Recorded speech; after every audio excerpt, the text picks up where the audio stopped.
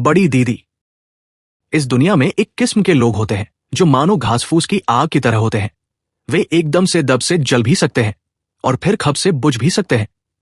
उनके पीछे हमेशा एक आदमी का होना जरूरी है जो जरूरत के हिसाब से घास फूस झोंकता रहे। घर की बेटियां मिट्टी का दिया सजाते वक्त जैसे तेल और बाती देती है, वैसे ही उसके पास एक छोटी लकड़ी भी रख देती है। दिए की लौ जब कम होने लगती है तब इस नन्ही लकड़ी की बहुत जरूरत होती है। उसे उकसाना पड़ता है। इसके बिना तेल और बाती होने के बावजूद दिए का जलना मुमकिन नहीं है। सुरेंद्रनाथ की फितरत भी कुछ इसी तरह की थी। बल और बुद्धि और हौसला उसके पास सब कुछ है, फिर भी वो अकेला कोई काम पूरा नहीं कर सकता।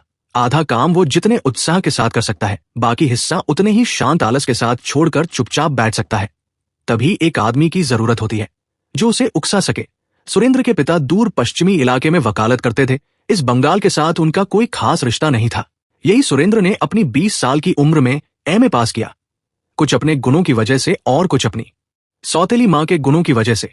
ये सौतेली माँ इतने कड़े अनुशासन के साथ उसके पीछे लगी रहती थी कि वो कई बार समझ ही नहीं पाता था कि उसका अपना कोई स्वतंत्र अस्तित्व है भी या नहीं। सुरेंद्र नाम का कोई अलग जीव इस दुनिया में रहता है या बस इन माँ की इच्छा ही एक इंसान का रूप धरकर कामकाज और सोना बैठना और पढ़ाई लिखाई और पास होना आदि निपटा लेती है। ये माँ अपने सगे बच्चे के प्रति भले ही थोड़ी उदासीन हो, पर सुरेंद्र की देखभाल की कोई सीमा नहीं थी। यहां तक कि उसका थूकना भी उनकी नजरों से बच नहीं पाता था। इस कर्तव्यपरायण औरत के शासन में रहकर सुरेंद्र ने किताबी ज्ञान तो पा लिया, पर आत्मनिर्भरता नहीं सीखी। उसे खुद पर भरोसा नहीं था। कोई काम उसके जरिए पूरी तरह सुंदर और मुकम्मल हो सकता है, ये वो समझ ही नहीं पाता था। कब उसे किस चीज की जरूरत होगी और कब उसे क्या करना होगा, इसके लिए वो पूरी तरह किसी और पर निर्भर करता था। नींद आ रही है या भूख लगी है, कई बार वो ये भी पक्के तौर पर तय नहीं कर पाता था। होश संभालने के बाद से उसे माँ के भरोसे ही ये 15 साल बिताने पड़े हैं। इसलिए माँ को उसके लिए बहुत काम करना पड़ता है। 24 घंटों में से 22 घंटे डांट फटकार और उलाहना और बेइज्जती और ताड़ना और चिढ़ना। इसके अलावा परीक्षा के साल में उसे रात भर जगाए रखने के लिए वे अपनी नींद का सुख भी कुर्बान कर देती थी। भला सौतेले बेटे के लिए कौन इतना करता है। पास पड़ोसी एक जुबान से राय गृहिणी की तारीफ किए बिना नहीं रह पाते थे। सुरेंद्र पर उनकी तरफ से चिंता और जतन की कोई कमी नहीं थी। डांट फटकार के अगले ही पल अगर सुरेंद्र की आंखें डबडबा आती तो माँ उसे बुखार का लक्षण समझकर 3 दिन के लिए उसे साबूदाने पर रख देती थी। उसकी मानसिक तरक्की और पढ़ाई के मामले में उनकी और भी पैनी नजर थी। सुरेंद्र के शरीर पर साफ सुथरे या आधुनिक पसंद के कपड़े देखते ही उसका शौक और बाबू बनने की छिपी हुई इच्छा उनकी नजरों में तुरंत पकड़ी जाती थी और उसी पल 2-3 हफ्तों के लिए सुरेंद्र के कपड़ों का धोबी के घर जाना बंद हो जाता था। इसी तरह सुरेंद्र के दिन कट रहे थे। इसी ममता भरी चौकसी के बीच उसे कभी कभी लगता कि ये जिंदगी जीने लायक नहीं है, तो कभी वो सोचता कि शायद इसी तरह हर किसी के जीवन की सुबह बीतती है। पर किसी किसी दिन आसपास के लोग जबरदस्ती उसके दिमाग में अलग अलग विचार डाल जाते थे। एक दिन ऐसा ही हुआ। एक दोस्त ने उसे सलाह दी कि उसके जैसा बुद्धिमान लड़का अगर विलायत जा सके तो भविष्य में बहुत तरक्की की उम्मीद है। स्वदेश लौटकर वो बहुतों का भला कर सकता है। बात सुरेंद्र को बुरी नहीं लगी। जंगल के परिंदे से जा यादा पिंजरे का परिंदा ही ज्यादा छटपटाता है। सुरेंद्र कल्पना की आंखों से जैसे थोड़ी खुली हवा और थोड़ी आजादी की रोशनी देख पा रहा था। इसलिए उसका गुलाम मन पागल की तरह पिंजरे के चारों तरफ फड़फड़ाकर घूमने लगा। उसने पिता के पास जाकर अर्ज किया कि उसे विलायत जाने का रास्ता कर देना होगा। उससे होने वाली तरक्की की उम्मीदें भी उसने बताई। पिता बोले कि सोच कर देखूंगा, पर मां की इच्छा बिल्कुल उलट थी। वे बाप बेटे के बीच तूफान की तरह आई और ऐसा अट्टहास किया कि दोनों सन्न रह गए। मां बोली कि तो फिर मुझे भी विलायत भेज दो, वरना सुरों को कौन संभालेगा। जिसे ये नहीं पता कि कब क्या खाना है और कब क्या पहनना है, उसे अकेले विलायत भेज रहे हो। घर के घोड़े को वहां भेजना जैसा है, उसे भेजना भी वैसा ही है। घोड़ा और गाय भी समझ सकते हैं कि उन्हें भूख लगी है या नींद आई है, पर तुम्हारा सुरो वो भी नहीं समझ सकता। और फिर वही हंसी की अधिकता देखकर राय महाशय बहुत शर्मिंदा हो गए। सुरेंद्रनाथ ने भी सोचा कि ऐसी पक्की दलील के खिलाफ कोई विरोध नहीं किया जा सकता। विलायत जाने की उम्मीद उसने छोड़ दी। उसका दोस्त ये बात सुनकर बहुत दुखी हुआ, पर विलायत जाने का कोई और रास्ता है या नहीं वो भी नहीं बता पाया। पर अंत में उसने कहा कि ऐसी गुलामी में रहने से अच्छा है भीख मांगकर खाना। और यह भी पक्का है कि जो इतनी इज्जत के साथ एमए पास कर सकता है, उसे 2 वक्त की रोटी के लिए तरसना नहीं पड़ेगा। सुरेंद्र घर आकर इस बात पर सोचने लगा। जितना सोचा उतना ही उसे लगा कि दोस्त ने ठीक कहा है, भीख मांग कर खाना बेहतर है। हर कोई विलायत नहीं जा सकता, पर सबको इस तरह जीते जी मुर्दा बनकर दिन नहीं काटने पड़ते। एक दिन गहरी रात में वो स्टेशन आया और कोलकाता का टिकट खरीद कर गाड़ी में बैठ गया और डाक के जरिए पिता को खत लिख दिया कि कुछ दिनों के लिए वो घर छोड़ रहा है। बेकार में तलाश करने से कोई फायदा नहीं होगा और पता चल जाने पर भी वो घर लौट आएगा, ऐसी कोई गुंजाइश नहीं है। राय महाशय ने पत्नी को ये खत दिखाया। वे बोली कि सुरु अब बड़ा हो गया है, पढ़ लिख लिया है, पंख निकल आए हैं, अब उड़कर नहीं भागेगा तो कब भागेगा। फिर भी उन्होंने तलाश की। कोलकाता में जो जान पहचान वाले थे उन्हें खत लिखे पर कोई रास्ता नहीं निकला। सुरेंद्र का कोई सुराग नहीं मिला। कोलकाता की शोर शराबे वाली सड़कों पर पहुंचकर सुरेंद्रनाथ मुसीबत में पड़ गया। यहाँ डांटने वाला भी कोई नहीं है और रात दिन शासन में रखने वाला भी कोई नहीं चाहता। मुंह सूख जाए तो कोई मुड़कर नहीं देखता और मुंह उतर जाए तो भी कोई गौर नहीं करता। यहाँ खुद को खुद ही देखना पड़ता है। यहाँ भीख भी मिलती है और करुणा की जगह भी है और सहारा भी मिलता है, पर अपनी कोशिश जरूरी है। खुद होकर कोई भी तुम्हारी जिंदगी में कूद कर नहीं आएगा। खाने की कोशिश खुद करनी पड़ती है और रहने की जगह खुद ढूंढनी पड़ती है, और नींद और भूख के बीच भी थोड़ा फर्क होता है। यहां आकर उसने ये पहली बार सीखा। कितने दिन हो गए उसे घर छोड़े। सड़कों पर भटकते भटकते शरीर एकदम चूर हो चुका है, पैसे भी खत्म होने को आए हैं, कपड़े मैले और फटने लगे हैं। रात को सिर छिपाने की जगह का भी कोई ठिकाना नहीं है। सुरेंद्र की आंखों में आंसू आ गए। घर पर खत लिखने की भी इच्छा नहीं होती, बहुत शर्म आती है, और इन सबसे बढ़कर जब अपनी सौतेली माँ का वो ममता से भरा पर सख्त चेहरा याद आता है, तब घर जाने की इच्छा बिल्कुल हवाई किला बनकर रह जाती है। वहां वो कभी रहता था ये सोचकर भी उसे डर लगता है। एक दिन उसने अपने जैसे ही एक गरीब को पास पाकर पूछा कि भाई, तुम लोग यहां खाते कैसे हो? वो आदमी थोड़ा भोला किस्म का था, वरना मजाक उड़ा देता। उसने कहा कि नौकरी करके और मेहनत करके खाते हैं। कोलकाता में कमाई की क्या फिक्र है? सुरेंद्र बोला कि क्या मुझे एक नौकरी दिला सकते हो? उसने पूछा कि तुम क्या काम जानते हो? सुरेंद्रनाथ कोई काम नहीं जानता था, इसलिए वो चुप होकर सोचने लगा। उस आदमी ने पूछा कि क्या तुम भले घर के हो? सुरेंद्र ने सिर हिलाया। तो फिर पढ़ाई लिखाई क्यों नहीं की? है। उस आदमी ने थोड़ा सोचकर कहा कि तो फिर उस बड़ी कोठी में जाओ, वहां बड़े जमींदार रहते हैं, कोई ना कोई काम दे ही देंगे। इतना कहकर वो चला गया। सुरेंद्र फाटक के पास आया, एक बार रुका, फिर पीछे हट गया, फिर वापस आया और फिर लौट गया। उस दिन और कुछ नहीं हुआ। अगला दिन भी इसी तरह बीता। 2 दिनों तक फाटक के पास चक्कर काटने के बाद तीसरे दिन थोड़ी हिम्मत जुटाकर वो अंदर दाखिल हुआ। सामने एक नौकर खड़ा था। उसने पूछा कि क्या चाहिए? बाबू से मिलना है, बाबू घर पर नहीं है। सुरेंद्रनाथ का दिल खुशी से भर उठा। एक बहुत ही मुश्किल काम से उसे छुटकारा मिल गया। बाबू घर पर नहीं है। नौकरी की बात और अपनी दुख भरी दास्तान नहीं कहनी पड़ी, यही उसकी खुशी की वजह थी। तब दोगुने उत्साह के साथ लौटकर उसने दुकान पर बैठकर पेट भरकर खाना खाया और काफी देर तक खुशी खुशी घूमता रहा और मन ही मन खूब चर्चा की कि अगले दिन कैसे बातचीत करनी है जिससे कोई पक्का रास्ता निकल जाए। पर अगले दिन वो उत्साह नहीं रहा। घर के जितना नजदीक पहुंचने लगा उतनी ही उसकी लौटने की इच्छा होने लगी। धीरे धीरे फाटक के पास पहुंचकर वो बिल्कुल ढीला पड़ गया। पैर अब किसी भी तरह अंदर नहीं जाना चाहते। आज उसे बिल्कुल नहीं लग रहा था कि वो अपने काम के लिए खुद आया है। ठीक ऐसा लग रहा था जैसे कोई और उसे जबरदस्ती भेज रहा हो। पर दरवाजे के पास वो और इंतजार नहीं करेगा, इसलिए अंदर आ गया। उसी नौकर से मुलाकात हुई। उसने कहा कि बाबू घर पर है, क्या मिलना चाहेंगे? तो चलिए। ये और भी कठिन था। जमींदार बाबू का विशाल घर, पूरी तरह साहिबी अंदाज में सजे हुए फर्नीचर, कमरों के बाद कमरे, संगमरमर की सीढ़ियां, लाल कपड़ों से ढके झाड़फानूस हर कमरे की शोभा बढ़ा रहे थे। दीवारों पर लगे विशाल आईने, कितनी तस्वीरें, कितने फोटोग्राफ।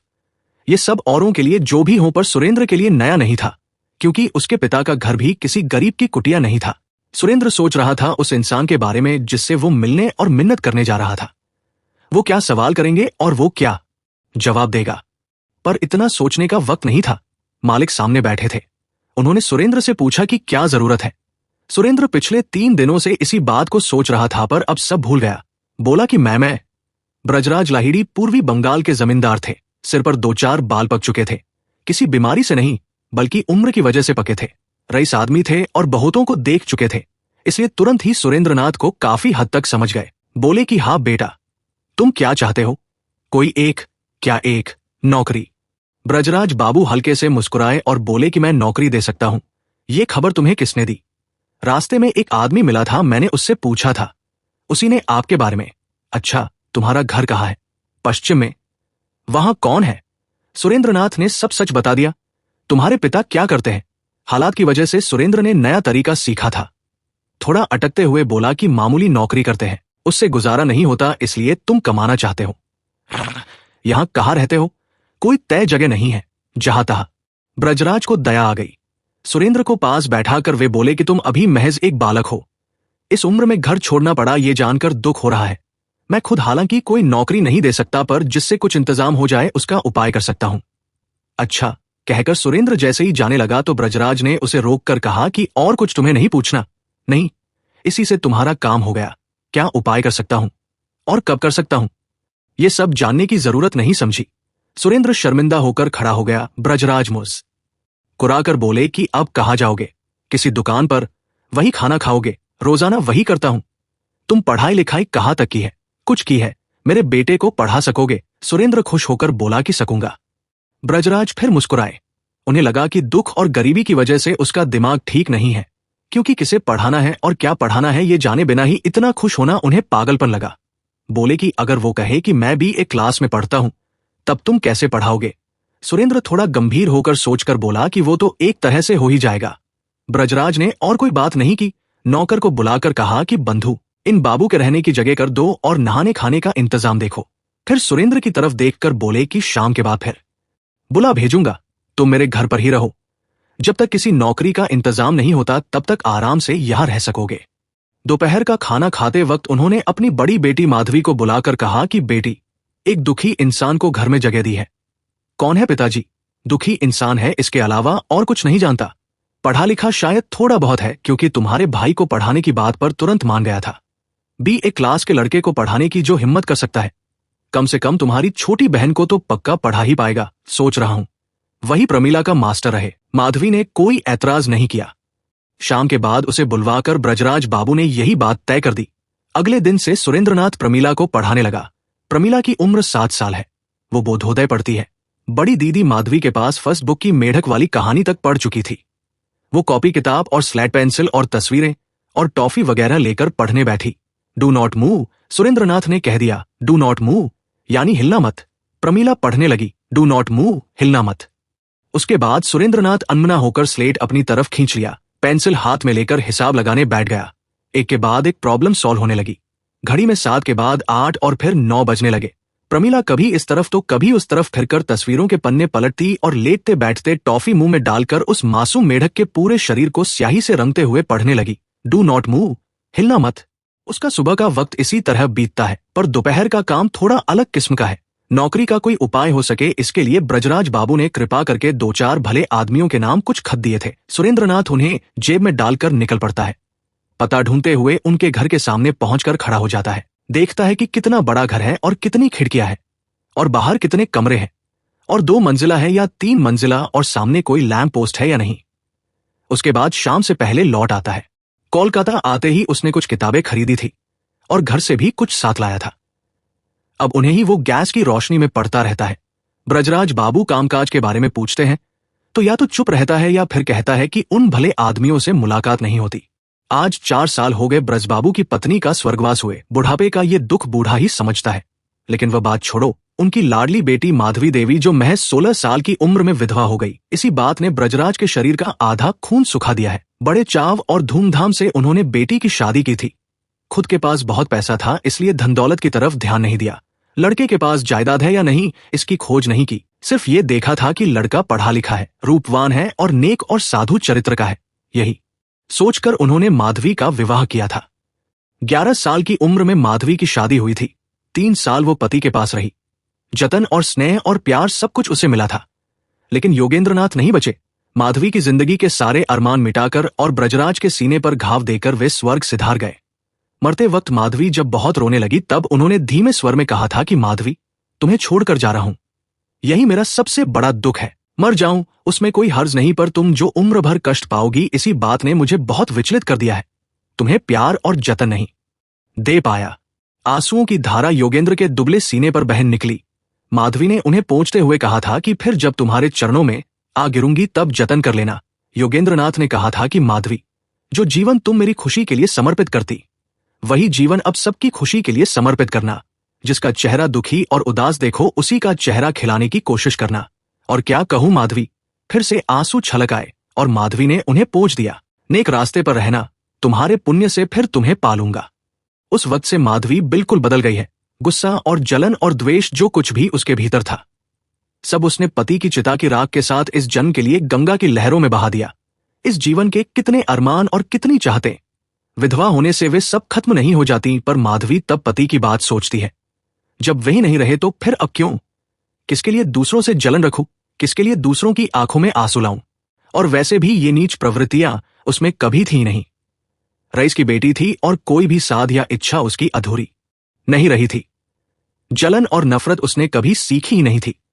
उसके अपने दिल में बहुत से फूल खिलते हैं। पहले वो उन फूलों की माला गूंथकर पति के गले में डाल देती थी। अब पति नहीं है तो इसका मतलब ये नहीं कि उसने फूलों का पौधा ही काट दिया हो। अब भी उसमें वैसे ही फूल खिलते हैं और जमीन पर लौटते हैं। अब वो माला गूंथने नहीं जाती, ये सच है, पर गुच्छे बनाकर अंजलि भर भर के दीन दुखियों में उन्हें बांट देती है। जिसके पास नहीं है उसे ही देती है। रत्ती भर का कंजूसी नहीं और जरा भी मुंह भारी करना नहीं। ब्रजबाबू की पत्नी जिस दिन परलोक सिधारी, उस दिन से इस घर में कोई अनुशासन नहीं रहा था। सब अपने आप में व्यस्त रहते थे। कोई किसी को नहीं देखता था और न ही कोई किसी की तरफ ताकता था। सबका अपना अपना एक नौकर तैनात था जो अपने मालिक का काम करता था। रसोई में रसोइया खाना बनाता था और किसी लंगर की तरह लोग पत्तल बिछाकर बैठकर खा लेते थे। किसी को खाना मिलता और किसी को नहीं। उस दुख को कोई मुड़कर भी नहीं देखता था। पर जिस दिन से माधवी अपनी भादों की भरी गंगा जैसा रूप और स्नेह और ममता लेकर पिता के घर लौटी, उस दिन से जैसे पूरे संसार में नया वसंत लौट आया है। अब सब कहते हैं बड़ी दीदी, सब कहते हैं माधवी। घर का पालतू कुत्ता तक दिन में एक बार बड़ी दीदी को देखना चाहता है। इतने लोगों के बीच उसने भी जैसे किसी एक को स्नेह की मूरत मानकर चुन रखा है। घर के मालिक से लेकर मुनीम और नौकर चाकर सब बड़ी दीदी की बात सोचते हैं और सब उसी पर निर्भर करते हैं। सबके मन में एक धारणा है कि जो भी वजह हो, पर इस बड़ी दीदी पर उनका एक विशेष अधिकार है। स्वर्ग का कल्पतरु कभी देखा नहीं और देखूंगा या नहीं ये भी नहीं पता, इसलिए उसकी बात नहीं कह सकता। पर ब्रजबाबू के घर के लोगों को एक कल्पतरु मिल गया था। उसके नीचे जाकर हाथ फैलाते और मुस्कुराते हुए वापस लौटते थे। ऐसे परिवार के बीच सुरेंद्रनाथ को एक नए किस्म की जिंदगी बिताने का रास्ता मिल गया। सबने जब एक ही इंसान पर सारा भार छोड़ रखा है तो वो भी उन्हीं की तरह करने लगा। पर औरों के मुकाबले उसकी धारणा थोड़ी अलग थी। वो सोचता था कि बड़ी दीदी नाम का एक जिंदा वजूद घर के भीतर रहता है, जो सबको देखता है और सबके लाड़ चाव सहता है, और जिसे जो चाहिए वो उसी के पास मिलता है। कोलकाता की सड़कों पर भटककर खुद के लिए खुद सोचने की जरूरत वो थोड़ा बहुत समझ गया था, पर यहां आने के बाद से वो एकदम भूल गया कि अपने लिए उसे पिछले जीवन के किसी एक दिन भी सोचना पड़ा था या आगे सोचना होगा। कमीज और कपड़े और जूते और छाता और छड़ी, जो कुछ भी चाहिए वो सब उसके कमरे में मौजूद है। रुमाल तक उसके लिए बड़े जतन से न जाने किसने सजा कर रख दिया है। पहले तो उसे जिज्ञासा होती थी और वो पूछता कि ये सब कहां से आया। जवाब मिलता कि बड़ी दीदी ने भिजवाया है। नाश्ते की थाली तक देखकर वो आजकल समझ जाता है कि इसमें बड़ी दीदी का ममता भरा स्पर्श हुआ है। हिसाब लगाते वक्त एक दिन उसे कंपस की याद आई। उसने प्रमीला से कहा कि प्रमीला, बड़ी दीदी से कंपस मांग लाओ। कंपस लेकर बड़ी दीदी को कोई काम नहीं पड़ता था, इसलिए वो उनके पास नहीं था, पर उन्होंने तुरंत बाजार में आदमी भेजकर मंगवा लिया। शाम को जब सुरेंद्रनाथ घूमकर लौटा तो देखा कि उसकी मेज पर मनचाही चीज रखी हुई है। अगले दिन सुबह प्रमीला बोली कि मास्टर साहब, कल दीदी ने ये भेजा है। उसके बाद वो अक्सर ऐसी एकाध चीज मांग बैठता कि माधवी मुश्किल में पड़ जाती। बहुत तलाश करने के बाद ही उसकी इच्छा पूरी हो पाती थी, पर उन्होंने कभी ये नहीं कहा कि नहीं दे पाऊंगी। कभी वो अचानक प्रमीला से कहता कि बड़ी दीदी से 5 पुराने कपड़े मांग लाओ, भिखारियों को देने हैं। नया और पुराना छांटने का वक्त माधवी के पास हमेशा नहीं होता था। वे अपने ही 5 कपड़े भिजवा देती और ऊपर की खिड़की से देखती कि 4-5 गरीब लोग शोर मचाते हुए जा रहे हैं। उन्हें ही वे कपड़े मिले हैं। सुरेंद्रनाथ की ये छोटी मोटी मांग और जिद माधवी को रोज सहनी पड़ती थी। धीरे धीरे ये सब ऐसी आदत बन गई कि माधवी को अब ये महसूस ही नहीं होता था कि उनके घर में कोई नया जीव आ गया है, जिसने रोज के कामकाज के बीच एक नए किस्म का छोटा मोटा उपद्रव शुरू कर दिया है। सिर्फ इतना ही नहीं, इस नए जीव के लिए माधवी को आजकल बहुत सतर्क रहना पड़ता है और बहुत खोज खबर लेनी पड़ती है। अगर वो सब चीजें मांग कर ले लेता तो माधवी की आधी मेहनत कम हो जाती, पर वो अपने लिए कुछ भी नहीं मांगता। यही सबसे बड़ी चिंता की बात है। पहले उन्हें पता नहीं था कि सुरेंद्रनाथ इतने भुलक्कड़ स्वभाव का आदमी है। सुबह की चाय ठंडी हो जाती है और वो शायद पीता ही नहीं। नाश्ते को छूना तक उसे याद नहीं रहता और कभी कभी तो कुत्ते के मुंह में डालकर वो चला जाता है। खाने बैठकर अन्न और सब्जी का वो जरा भी सम्मान नहीं रखता और सब किनारे ढकेलकर नीचे गिरा देता है, जैसे कोई चीज उसे पसंद ही ना आती हो। नौकर आकर कहते हैं कि मास्टर बाबू पागल है, कुछ देखते नहीं और कुछ जानते नहीं, बस किताब लेकर बैठे रहते हैं। ब्रजबाबू कभी कभी पूछते हैं कि नौकरी का कोई रास्ता निकल रहा है या नहीं। सुरेंद्र उस बात का सही सा जवाब देता है। माधवी पिता से ये सब सुनती है और वही समझ पाती है कि नौकरी के लिए मास्टर साहब की रत्ती भर भी कोशिश नहीं है और नई इच्छा है। अभी जो कुछ मिल गया है उसी में वो बहुत खुश है। दिन के 10 बजते ही बड़ी दीदी की तरफ से नहाने और खाने की ताकीद आ जाती है। ठीक से खाना न खाने पर बड़ी दीदी की तरफ से प्रमीला उसे उल्हाना दे जाती है। देर रात तक किताब लेकर बैठा रहे तो नौकर गैस की चाबी बंद कर देते हैं और मना करने पर भी नहीं सुनते। बड़ी दीदी का हुक्म है। एक दिन माधवी ने पिता से हंसकर कहा कि पिताजी, जैसी प्रमीला है वैसे ही उसके मास्टर साहब भी हैं। क्यों बेटी, दोनों ही बच्चे हैं। प्रमीला जैसे नहीं समझती कि उसे कब क्या चाहिए और कब क्या खाना है और कब सोना है और उसे क्या करना चाहिए, वैसे ही उसके मास्टर साहब भी हैं। अपना भला बुरा कुछ नहीं समझते, पर बिना वक्त के ऐसी चीज मांग बैठते हैं कि होश रहने पर कोई और नहीं मांगता। ब्रजबाबू समझ नहीं पाए और उनका मुंह ताकने लगे। माधवी ने हंसकर कहा कि आपकी बेटी क्या समझती है कि उसे कब क्या चाहिए? क्या वो नहीं समझती? पर बिना वक्त के तंग तो करती है ना। वो तो करती है, मास्टर बाबू भी वही करते हैं। ब्रजबाबू हंसकर बोले कि लड़का शायद थोड़ा पागल है। पागल नहीं है, वे शायद किसी अमीर घर के बेटे हैं। ब्रजबाबू ने हैरान होकर पूछा कि तुम्हें कैसे पता चला? माधवी को पता नहीं था, पर वो ऐसा महसूस करती थी। सुरेंद्र जो अपना एक भी काम खुद नहीं कर सकता और दूसरों पर निर्भर रहता है, दूसरे कर दे तो ठीक और ना करें तो भी उसे फर्क नहीं पड़ता। इसी अक्षमता ने उसे माधवी की नजरों में पकड़वा दिया था। उसे लगता था कि ये उसकी पुरानी आदत है। खासकर ये नए किस्म का खाने पीने का अंदाज माधवी को और भी हैरान कर देता था। कोई भी खाने की चीज उसका ध्यान नहीं खींच पाती और किसी चीज को वो चाव से नहीं खाता। किसी चीज के प्रति लालसा नहीं है। ये बूढ़ों जैसा वैराग्य और बच्चों जैसी सादगी और पागलों जैसी बेरुखी। खाने को दो तो खाता है और न दो तो भी उसे फर्क नहीं पड़ता। ये सब उसे बहुत रहस्यमय लगता था। इसी वजह से एक अनजानी ममता की नजर इस अनजान मास्टर बाबू पर टिक गई थी। वो शर्म की वजह से नहीं मांगता ऐसा नहीं है, उसे जरूरत ही महसूस नहीं होती इसलिए वो नहीं मांगता। पर जब जरूरत होती है तब फिर वक्त बेवक्त नहीं देखता, सीधे बड़ी दीदी के पास अर्ज पहुंच जाती है। माधवी मुंह दबाकर हंसती है और उन्हें लगता है कि यह आदमी बिल्कुल छोटे बच्चे जैसा भोला है। मनोरमा माधवी के बचपन की सहेली है। उसे बहुत दिनों से खत नहीं लिखा गया था। जवाब न मिलने पर वो बुरी तरह चिढ़ गई थी। आज दोपहर के बाद थोड़ा वक्त निकालकर माधवी उसे खत लिखने बैठी थी। तभी प्रमीला ने आकर पुकारा, बड़ी दीदी। माधवी ने सिर उठाकर कहा, क्या मास्टर साहब का चश्मा कहीं खो गया है? एक चश्मा दे दो। माधवी हंस पड़ी। अपने मास्टर साहब से कह दो जाकर कि क्या मैं चश्मे की दुकान चलाती हूं। प्रमीला बोलने के लिए भाग रही थी, पर माधवी ने उसे पुकार कर वापस बुलाया। कहाँ जा रही है? कहने उससे अच्छा है मुनीम जी को बुला ला। प्रमीला मुनीम जी को बुला लाई तो माधवी ने कह दिया कि मास्टर बाबू का चश्मा खो गया है, कोई अच्छा सा देखकर खरीद लाओ। मुनीम जी के जाने के बाद उसने मनोरमा को खत लिखा और आखिर में लिख दिया, प्रमीला के लिए पिताजी ने एक शिक्षक रखा है। उन्हें इंसान भी कह सकते हो और छोटा बच्चा भी। मुझे लगता है कि इससे पहले वो कभी घर से बाहर नहीं निकला है, संसार के बारे में कुछ नहीं जानता। उसे देखे बिना और उसकी खबर लिए बिना उसका एक पल भी गुजारा नहीं होता। मेरा आधा वक्त उसने छीन लिया है। अब तुम्हें खत और कब लिखूं? अब अगर तुम्हारा जल्दी आना हो तो इस निकम्मे आदमी को दिखा दूंगी। ऐसा कामचोर और भुलक्कड़ आदमी तुमने जन्म भर नहीं देखा होगा। खाने को दो तो खाता है और न दो तो चुपचाप उपवास कर लेता है। शायद पूरे दिन में उसे याद भी नहीं आता कि उसने खाना खाया है या नहीं। एक दिन के लिए भी वो खुद को संभाल नहीं सकता। इसीलिए सोचती हूं कि ऐसे लोग दुनिया में क्यों आते हैं। सुना है कि उसके माता पिता है, पर मुझे लगता है कि उनका दिल पत्थर जैसा सख्त है। मैं तो ऐसे इंसान को पल भर के लिए भी आंखों से ओझल नहीं कर पाती। मनोरमा ने मजाक करते हुए जवाब लिखा, तुम्हारे खत की बाकी खबरों के बीच ये जान पाई कि तुमने घर में एक बंदर पाला है और तुम उसकी सीता माता बन गई हो। पर थोड़ा सावधान कर रही हूं, तुम्हारी मनोरमा। खत पढ़कर माधवी का चेहरा हल्का सा सुर्ख हो गया। उसने जवाब लिखा, तुम्हारी जुबान ही खराब है, इसलिए किसे क्या मजाक करना है तुम नहीं जानती।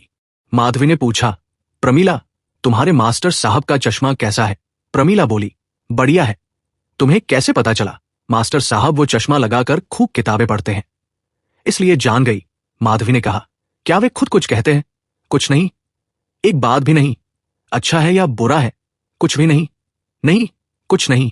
माधवी का हमेशा खिला रहने वाला चेहरा जैसे पल भर के लिए उदास हो गया, पर तुरंत हंसकर बोली, अपने मास्टर से कह देना कि अब मत खोना। अच्छा, कह दूंगी।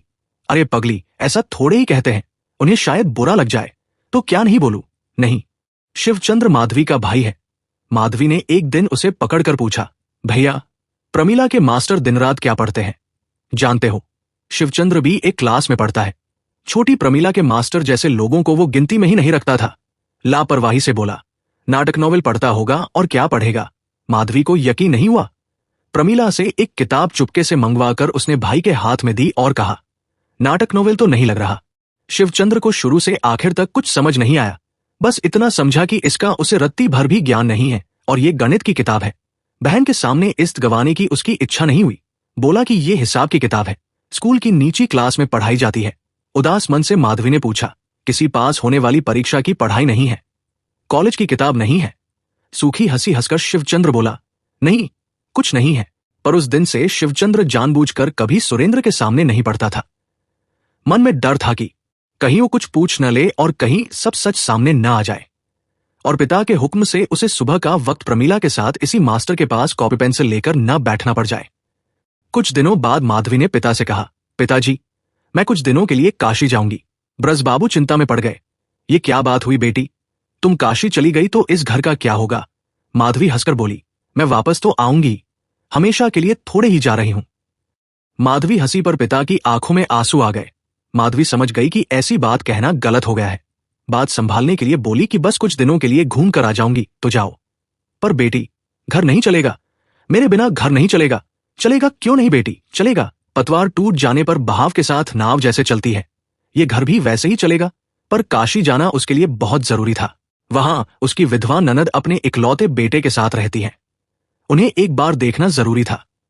काशी जाने वाले दिन माधवी ने हर किसी को बुलाकर घर की जिम्मेदारी सौंप दी। बूढ़ी नौकरानी को बुलाकर पिता और भैया और प्रमीला का विशेष ख्याल रखने के लिए कहा और बहुत सी हिदायतें दी। लेकिन मास्टर साहब के बारे में किसी से कुछ नहीं कहा। वो उन्हें भूली नहीं थी, बस जानबूझकर जिक्र नहीं किया। दरअसल हाल ही में उसे सुरेंद्र पर थोड़ा गुस्सा आ गया था। माधवी ने उसके लिए इतना कुछ किया पर उसने कभी एक मीठे शब्द में भी अपना आभार नहीं जताया। इसलिए माधवी परदेश जाकर इस निकम्मे और बेपरवाह आदमी को ये एहसास कराना चाहती है कि कोई था जो उसकी फिक्र करता था। एक छोटा सा मजाक करने में क्या बुराई है? माधवी ये देखना चाहती है कि उसके बिना इस इंसान के दिन कैसे कटते हैं। इसीलिए वो सुरेंद्र के बारे में किसी से कुछ भी कहे बिना चली गई। सुरेंद्रनाथ अपनी गणित की गुत्थियां सुलझा रहा था। प्रमीला ने आकर कहा कि कल रात दीदी काशी चली गई है। बात उसके कानों तक पहुंची तो सही, पर मन पर असर नहीं हुआ। लेकिन 2-3 दिन बीतने के बाद जब उसने देखा कि सुबह 10 बजे अब खाने के लिए कोई जबरदस्ती नहीं करता, कभी 1 बज जाता है तो कभी 2, नहाने के बाद कपड़े बदलने जाता है तो वे पहले जैसे साफ और करीने से नहीं रखे होते। नाश्ते की थाली अब उतने जतन से सजी हुई नहीं मिलती। रात को अब कोई गैस की चाबी बंद करने नहीं आता। पढ़ने की धुन में 2 और 3 बज जाते हैं। सुबह नींद नहीं खुलती और उठने में बहुत देर हो जाती है। सारा दिन आंखों पर भारीपन रहता है और नींद पीछा नहीं छोड़ती। शरीर जैसे बहुत थकने लगा है। तब जाकर सुरेंद्रनाथ को एहसास हुआ कि इस घर में कुछ बदल गया है। गर्मी लगने पर ही इंसान को पंखे की याद आती है। सुरेंद्रनाथ ने अपनी किताब से सिर उठाया और पूछा कि प्रमीला, बड़ी दीदी यहां नहीं है क्या? प्रमीला बोली कि दीदी तो काशी चली गई है। अच्छा। 2 दिन बाद उसने फिर प्रमीला की तरफ देखा और पूछा कि बड़ी दीदी कब आएंगी? 1 महीने बाद। सुरेंद्रनाथ फिर अपनी किताब में डूब गया। 5 दिन और बीत गए। सुरेंद्रनाथ ने पेंसिल किताब पर रखी और पूछा कि प्रमीला, 1 महीने में अब और कितने दिन बाकी हैं? अभी तो बहुत दिन है।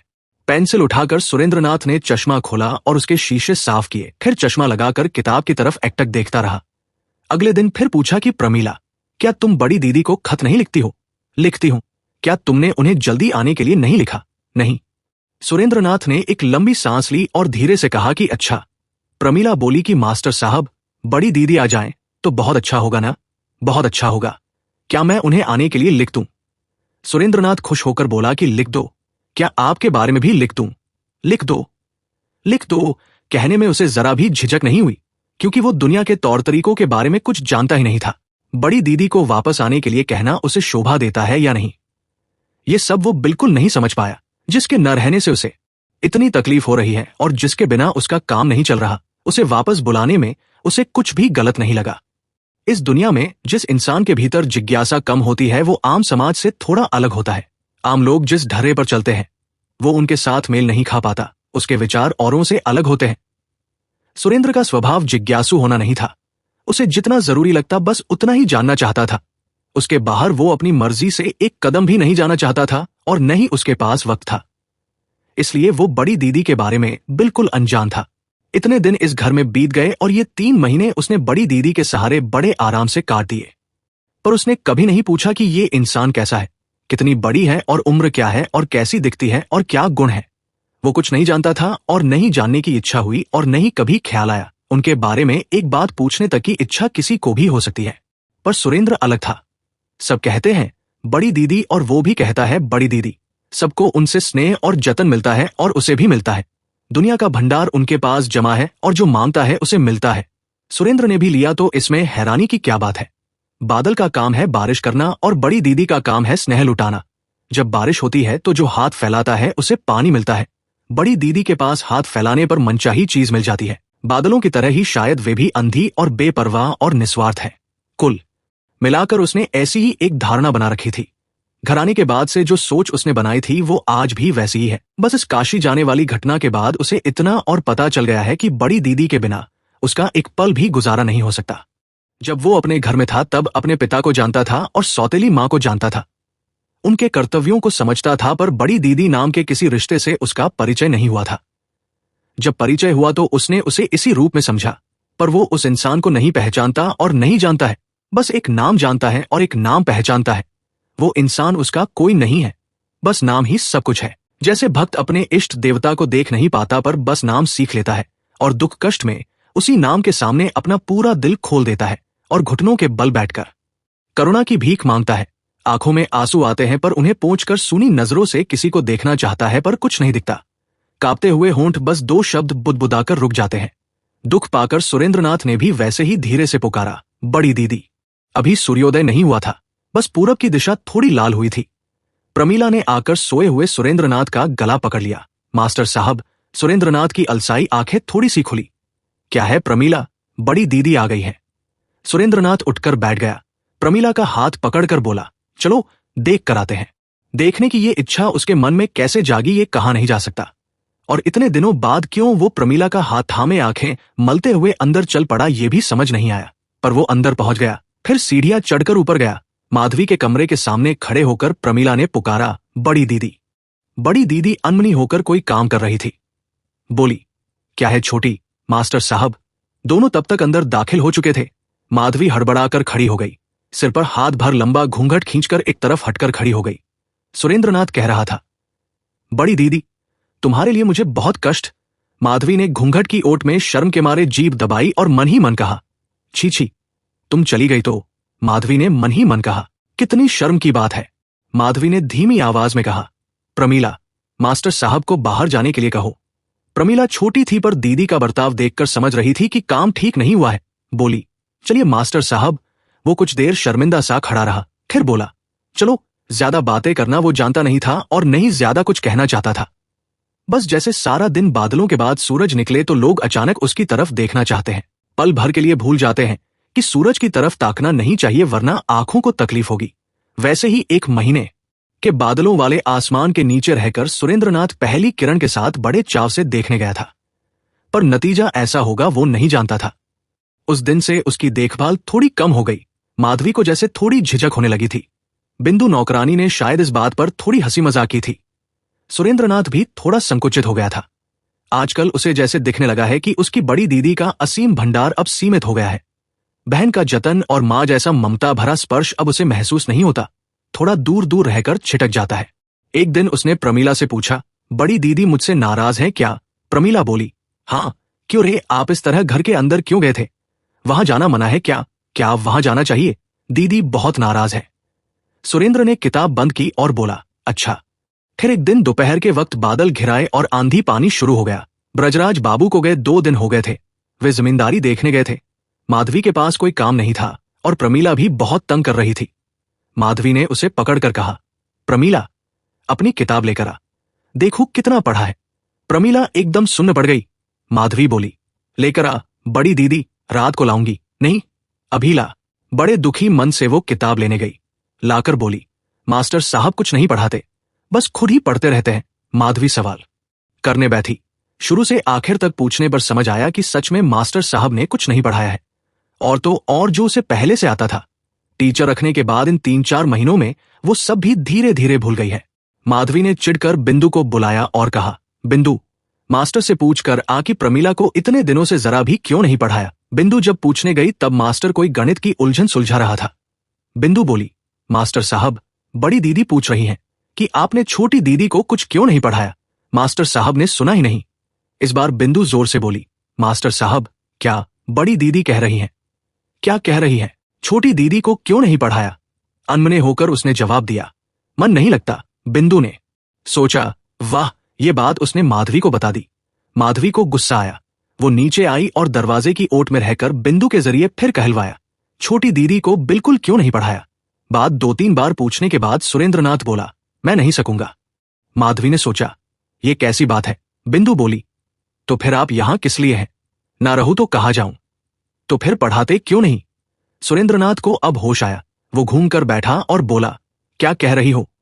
बिंदु इतनी देर से जो कह रही थी उसने वही फिर से दोहराया। सुरेंद्रनाथ तब बोला, वो तो रोज पढ़ती है पर क्या आप उसे देखते हैं?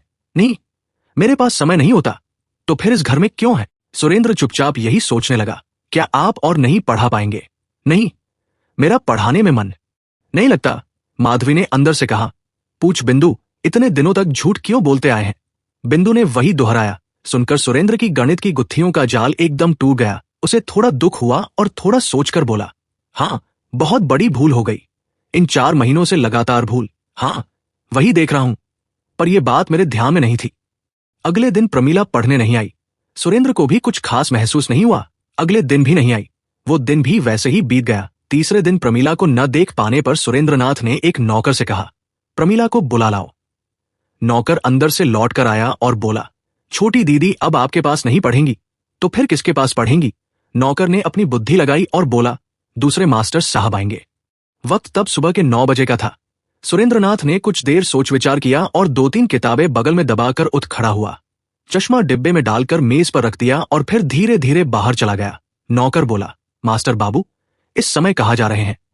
बड़ी दीदी से कह देना कि मैं जा रहा हूं। क्या फिर नहीं आएंगे? सुरेंद्रनाथ ये सुन नहीं पाया। बिना जवाब दिए वो फाटक के बाहर निकल गया। दोपहर के 2 बज गए पर सुरेंद्र नहीं लौटा। नौकर ने तब माधवी को खबर दी कि मास्टर साहब चले गए हैं। कहाँ गए हैं? पता नहीं। सुबह 9 बजे चले गए। जाते वक्त मुझसे कह गए कि बड़ी दीदी से कह देना मैं जा रहा हूं। ये क्या बात हुई? बिना खाए चले गए। माधवी बेचैन हो उठी। फिर वो खुद सुरेंद्रनाथ के कमरे में आई और देखा कि सारा सामान वैसे ही पड़ा है। मेज पर चश्मा डिब्बे में रखा है, बस वो कुछ किताबें साथ नहीं है। शाम हुई, रात हुई, सुरेंद्रनाथ नहीं आया। अगले दिन माधवी ने 2 नौकरों को बुलाकर कह दिया कि तुम लोग ढूंढकर वापस लाओगे तो 10 रुपए इनाम मिलेगा। इनाम के लालच में वे दौड़े पर। शाम को लौटकर बोले कि कोई सुराग नहीं मिला। प्रमीला रोकर बोली, बड़ी दीदी, वे चले क्यों गए? माधवी ने उसे हटाकर कहा, बाहर जा, रो मत। 2 दिन और 3 दिन करके जितने दिन बीतते गए माधवी उतनी ही ज्यादा फिक्र में पड़ गई। बिंदु बोली, बड़ी दीदी, इतनी खोजबीन क्यों? क्या कोलकाता शहर में और मास्टर नहीं मिलेंगे? माधवी ने गुस्से में कहा, तू यहां से दूर हो। एक इंसान हाथ में एक पैसा लिए बिना चला गया और तू कहती है खोजबीन क्यों? उनके पास एक भी पैसा नहीं है, ये आपको कैसे पता चला? वो मैं जानती हूं, पर तुझे इन बातों से क्या मतलब? बिंदु चुप हो गई। धीरे धीरे जब 7 दिन बीत गए और कोई वापस नहीं आया तब माधवी ने एक तरह से दाना पानी त्याग दिया। उसे लगता था कि सुरेंद्रनाथ भूखा होगा। जो घर की चीज मांग कर नहीं खा सकता वो क्या दूसरों से मांग पाएगा? उसे पक्का यकीन था कि सुरेंद्र के पास खरीद कर खाने के पैसे नहीं हैं और भीख मांगने की ताकत नहीं है। छोटे बच्चे जैसी लाचार हालत में शायद किसी फुटपाथ पर बैठा रो रहा होगा या किसी पेड़ के नीचे किताब सिर के नीचे रखकर सो रहा होगा। ब्रजराज बाबू लौटकर आए और सारी बात सुनकर माधवी से बोले, काम ठीक नहीं हुआ बेटी। माधवी ने मुश्किल से अपने आंसू रोके। इधर सुरेंद्रनाथ रास्तों पर भटकता रहा। 3 दिन बिना खाए बीते। नल के पानी के पैसे नहीं लगते, इसलिए भूख लगने पर पेट भर पानी पी लेता था।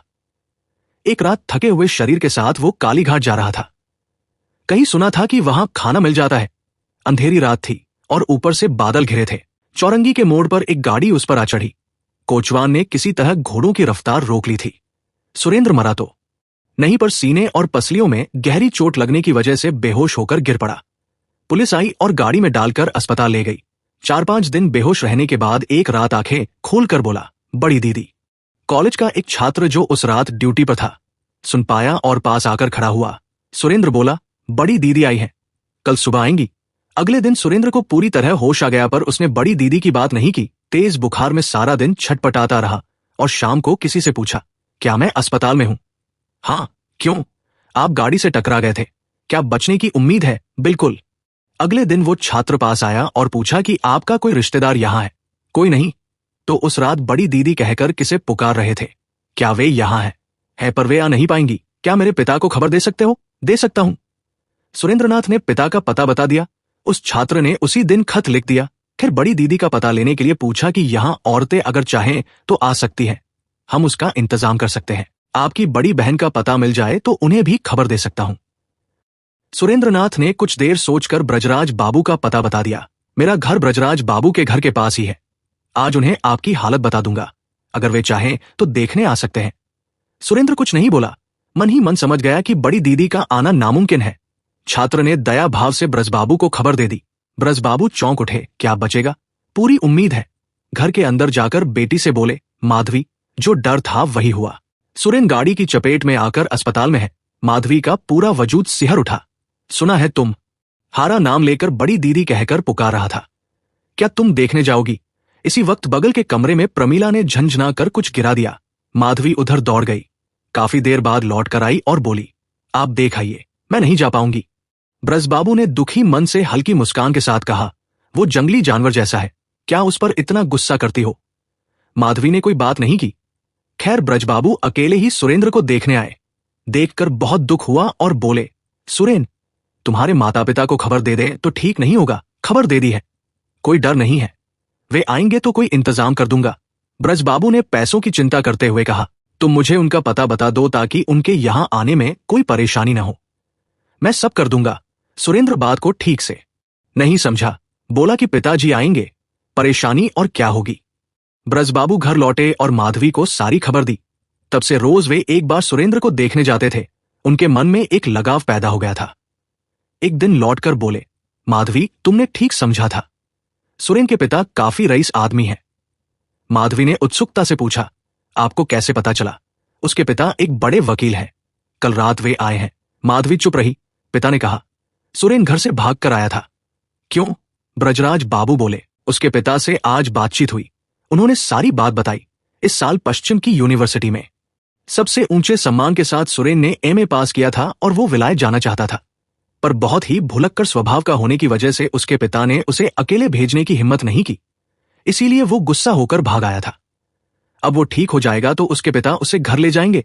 अपनी रुकी हुई सांस और आंखों में आए आंसुओं को रोककर माधवी बोली, वही ठीक है। 6 महीने बीत चुके हैं सुरेंद्रनाथ को गए हुए। इस दौरान माधवी ने मनोरमा को बस एक ही बार खत लिखा था और फिर खामोश हो गई। पूजा के वक्त मनोरमा अपने मायके आई और माधवी को पकड़कर बैठ गई। बोली कि तेरा वो बंदर दिखा। माधवी हंसकर बोली कि बंदर कहाँ पाऊंगी।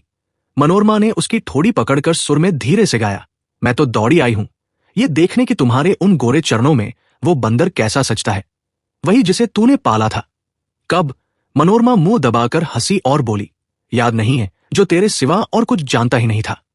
माधवी बात बहुत पहले ही समझ गई थी, इसलिए धीरे धीरे उसका चेहरा पीला पड़ रहा था।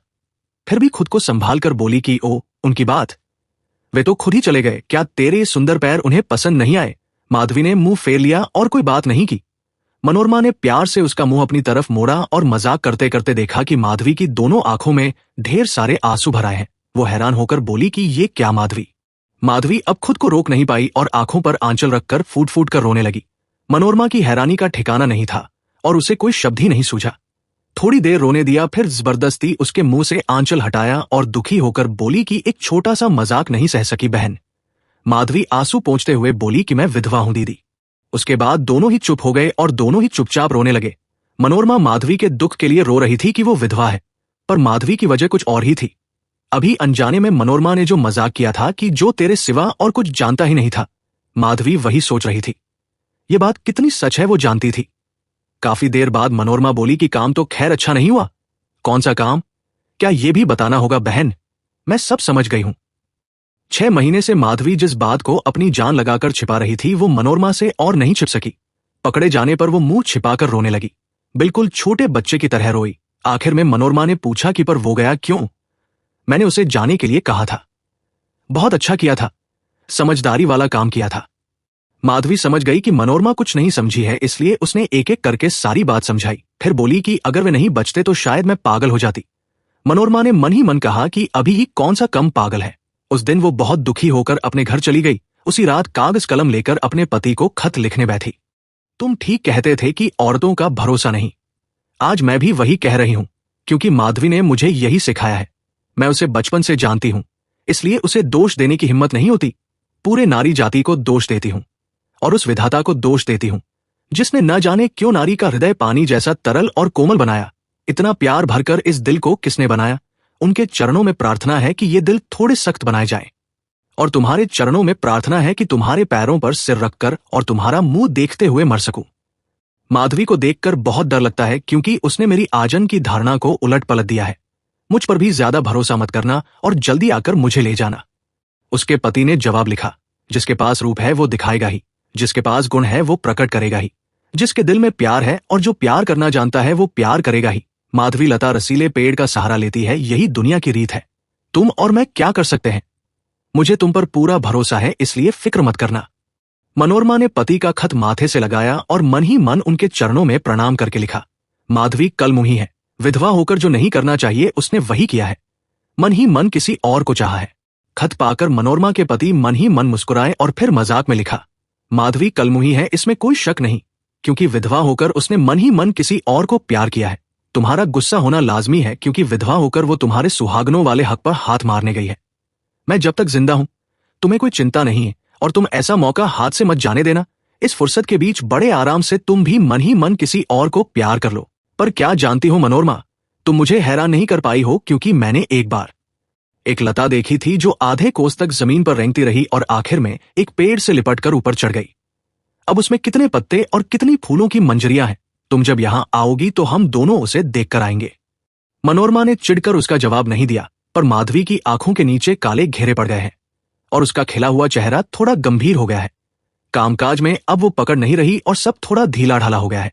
सबको जतन और प्यार देने की इच्छा वैसी ही है, बल्कि और बढ़ गई है, पर अब काम ठीक से याद नहीं रहते और बीच बीच में भूल हो जाती है। अब भी सब कहते हैं बड़ी दीदी, और अब भी सब उसी कल्पतरू की तरफ ताकते हैं और हाथ फैलाकर मनचाहा फल पाते हैं। पर वो पेड़ अब उतना हरा भरा और ताजा नहीं रहा। पुराने लोगों को अक्सर डर लगता है कि कहीं ये सूख न जाए। मनोरमा रोज आती है और दुनिया भर की बातें होती हैं, पर बस ये बात नहीं होती। माधवी दुखी होती है और मनोरमा ये समझ पाती है, पर इन बातों की चर्चा जितनी कम हो उतना ही अच्छा है। अभागन अगर भूल सके तो मनोरमा यही सोचती है। सुरेंद्रनाथ ठीक होकर पिता के साथ घर चला गया है। सौतेली माँ ने अब उसकी देखभाल थोड़ी कम कर दी है, इसलिए सुरेंद्र को शरीर से थोड़ा आराम मिला है, पर शरीर पूरी तरह उबर नहीं पाया है। उसके भीतर एक दर्द सा है। रूप और यवन की प्यास अभी उसके मन में नहीं जागी थी, क्योंकि वो इन सब के बारे में कुछ जानता ही नहीं था। पहले की तरह ही वो अब भी भुलक्कड़ और दूसरों पर निर्भर रहने वाला है, पर अब उसे ये समझ नहीं आता कि उसे किस पर निर्भर करना चाहिए। उसे रास्ता नहीं मिलता, इसलिए वो अपना काम खुद नहीं देख पाता और आज भी दूसरों की राह ताकता है, पर अब पहले जैसा मन नहीं लगता और हर काम में उसे कुछ कमी और कुछ खोट नजर आती है। उसकी सौतेली माँ देख सुनकर कहती है कि सुरो आजकल बदल गया है। बीच में एक दिन उसे बुखार आ गया, बहुत तकलीफ हुई और आंखों से आंसू ढलक पड़े। सौतेली माँ पास बैठी थी तो उन्होंने भी एक नई चीज देखी। पल भर में उनकी भी आंखें भर आईं और उन्होंने लाड से उसके आंसू पोंछते हुए कहा, सुरो क्यों बेटा? सुरेंद्र चुप रहा। फिर उसने एक पोस्ट कार्ड मांगा और टेढ़े-मेढ़े अक्षरों में लिख दिया, बड़ी दीदी, मुझे बुखार आया है और बहुत कष्ट हो रहा है। वो खत डाकखाने तक नहीं पहुंचा। पहले बिस्तर से गिरकर फर्श पर पड़ा। उसके बाद जो कमरा झाड़ने आया उसने अनार के छिलके और बिस्कुट के टुकड़ों और रुई के साथ उस चिट्ठी को भी बुहार कर बाहर फेंक दिया। सुरेंद्रनाथ के दिल की तड़प धूल में लिपटकर और हवा में उड़कर और ओस में भीगकर और धूप खाकर आखिर में एक बबुल के पेड़ के नीचे पड़ी रह गई। पहले तो वो एक जिंदा जवाब की उम्मीद में राह तकता रहा और फिर किसी खत के इंतजार में, पर बहुत दिन बीत गए और कुछ नहीं आया। धीरे धीरे उसका बुखार उतर गया और वो ठीक होकर बैठ गया। उसके बाद उसके जीवन में एक नई घटना घटी। घटना भले ही नई थी पर बिल्कुल स्वाभाविक थी। सुरेंद्र के पिता राय महाशय ये बात बहुत पहले से जानते थे और उम्मीद भी रखते थे। सुरेंद्र के नाना पावना जिले के एक मध्यम वर्गीय जमींदार थे। 20-25 गांवों में उनकी जमींदारी थी और सालाना कमाई करीब 40-50 हजार रुपए रही होगी। एक तो उनका कोई बेटा नहीं था और खर्चे भी बहुत कम थे, क्योंकि वे एक मशहूर कंजूस थे। इसलिए अपनी लंबी उम्र में उन्होंने बहुत सारा धन जमा कर लिया था। उनके न रहने पर सारी जायदाद इकलौते नाती सुरेंद्रनाथ को मिलेगी, ये राय महाशय को पक्का पता था और वही हुआ। राय महाशय को खबर मिली कि ससुर जी अपनी आखिरी घड़ी में हैं। वे तुरंत बेटे को लेकर पावना रवाना हो गए, पर उनके पहुंचने से पहले ही ससुर जी परलोक सिधार चुके थे। बड़े धूमधाम से श्राद्ध शांति का काम हुआ। उस जमींदारी में अनुशासन का और भी गहरा रंग चढ़ गया। मंजे हुए वकील राय महाशय के कड़े इंतजाम से प्रजा के लोग सहम गए। अब सुरेंद्र की शादी होना जरूरी था। बिचौलियों के आने जाने से पूरे गांव में हलचल मच गई। 50 कोस के घेरे में जिस घर में भी कोई सुंदर बेटी थी, उस घर में बिचौलियों की फौज बार बार अपने पैरों की धूल झाड़कर माता पिता को खुश और आशावादी बनाने लगी। इसी तरह 2 महीने और 6 महीने बीत गए। आखिरकार सौतेली मां आई और उनके जितने भी सगे संबंधी थे वे भी आ गए। दोस्तों से पूरा घर भर गया। उसके बाद एक दिन सुबह के वक्त शहनाई बजाकर और ढोलन गाड़ों के प्रचंड शोर के साथ और झांझम जीरों की खनक से पूरे गांव को गुंजाते हुए सुरेंद्रनाथ विवाह करके लौट आया। करीब 5 साल बीत चुके हैं। राय महाशय भी अब नहीं रहे और ब्रजराज लाहिड़ी भी स्वर्ग सिधार गए हैं। सुरेंद्र की सौतेली मां स्वर्गवासी पति की दी हुई सारी संपत्ति और रुपया पैसा लेकर अपने मायके में रह रही है।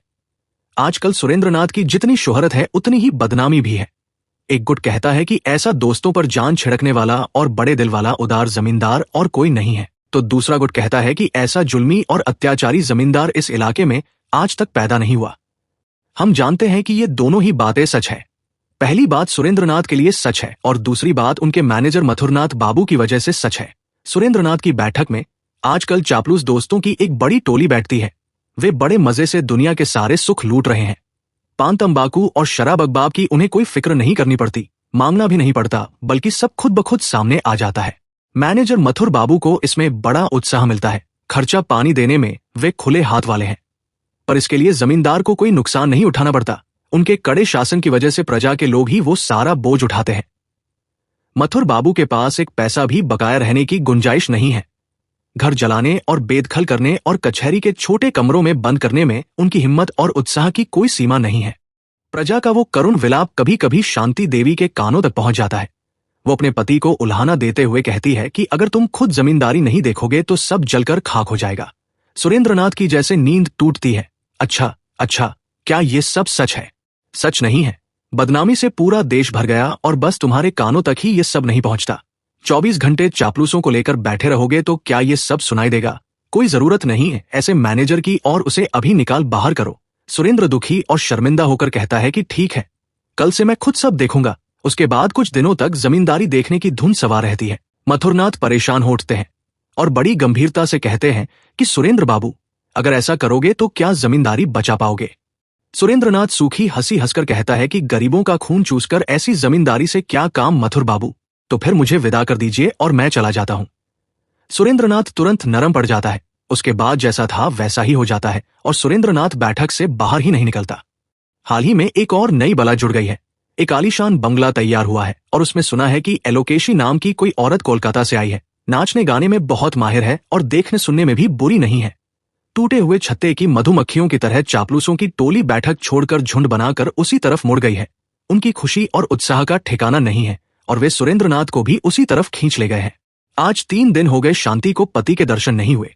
चौथे दिन जब उसने पति को पाया तो दरवाजे पर पीठ टिकाकर खड़ी हो गई और बोली कि इतने दिन कहाँ थे? बंगले पर।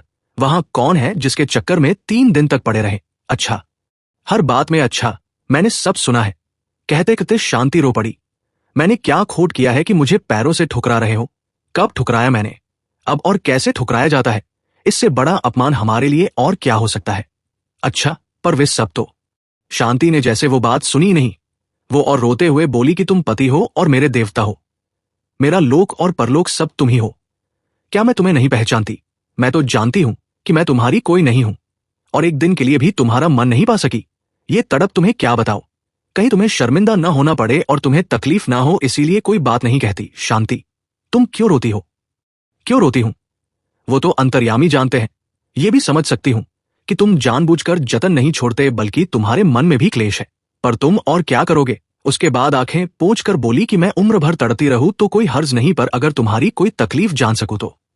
सुरेंद्रनाथ ने उसे करीब खींच लिया और अपने हाथों से उसके आंसू पोंछते हुए बड़े स्नेह से कहा कि तो फिर क्या करोगी शांति? इस बात का और क्या जवाब हो सकता है? शांति सिसक सिसक कर रोने लगी। बहुत देर बाद शांति बोली कि तुम्हारा शरीर भी आजकल ठीक नहीं रहता। आज क्यों? 5 साल से ठीक नहीं है। जिस दिन कोलकाता में गाड़ी के नीचे आ गया था और सीने पीठ में चोट खाकर 1 महीने तक बिस्तर पर पड़ा रहा, तब से शरीर साथ नहीं दे रहा।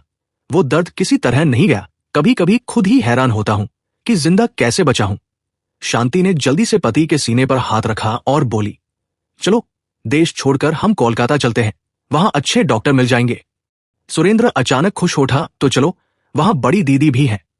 शांति बोली, तुम्हारी बड़ी दीदी को देखने का मेरा भी बहुत मन करता है, उन्हें लाओगे ना? लाऊंगा, क्यों नहीं। फिर थोड़ा सोचकर बोला, वे पक्का आएंगी, अगर सुन लिया कि मैं मर रहा हूं। शांति ने उसका मुंह दबा दिया, तुम्हारे पैर पड़ती हूं, अब ऐसी बातें मत करना। अरे अगर वे आ जाएं तो मुझे कोई दुख ही नहीं रहेगा। स्वाभिमान से शांति का दिल जल उठा। अभी अभी तो उसने कहा था कि वो पति की कोई नहीं है। सुरेंद्र पर इतना नहीं समझा और ना ही उसने गौर किया। जो वो कह रहा था उसमें उसे बड़ा आनंद मिल रहा था। बोला कि तुम खुद जाकर बड़ी दीदी को बुला लाना। ठीक है, शांति ने सिर हिलाकर हामी भर दी। वे आ गए तो देखना, मेरा सारा कष्ट मिट जाएगा। शांति की आंखों से आंसू छलकने लगे।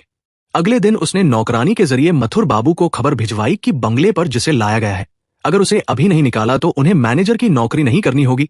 पति को भी धमकाते हुए कहा कि और कुछ भी हो, अगर तुम घर के बाहर निकले तो मैं अपना सिर फोड़कर रक्त गंगा बहा दूंगी। अच्छा, पर वे सब तो मैं उस पर का इंतजाम कर रही हूं, कहकर शांति ने नौकरानी को फिर से बुलाया और हुक्म दिया कि दरबान से कह दे कि वे बदतमीज मेरे घर में न घुसने पाए। और कोई चारा न देखकर मथुर बाबू ने एलोकेशी को विदा कर दिया। चापलूसों की टोली भी तितर बितर हो गई। उसके बाद मथुर बाबू जमकर जमींदारी देखने में जुट गए। सुरेंद्रनाथ का अभी कोलकाता जाना नहीं हुआ क्योंकि सीने का दर्द फिलहाल कुछ कम महसूस हो रहा है। शांति का भी अब कोलकाता जाने में उतना उत्साह नहीं रहा।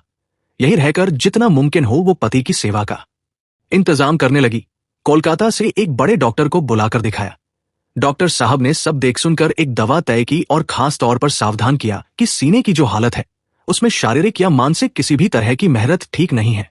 मौका पाकर मैनेजर बाबू जिस तरह काम देख रहे थे उससे गांव गांव में दोगुना हाहाकार मच गया। शांति बीच बीच में सुन लेती थी पर पति को बताने की हिम्मत नहीं जुटा पाती थी।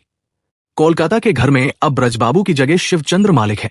माधवी के बदले अब नई बहू घर की मालकिन है। माधवी अब भी यही है। शिवचंद्र उसका स्नेह और जतन करते हैं, पर माधवी का अब यहां रहने में मन नहीं लगता।